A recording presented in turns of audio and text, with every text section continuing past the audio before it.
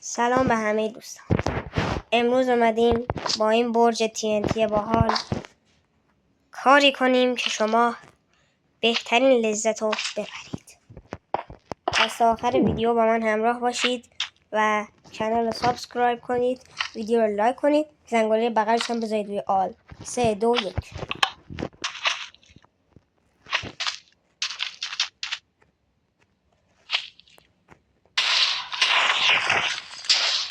و سیستم ما با لگی بسیار زیبا مواجه میشه که این لگ خیلی قویه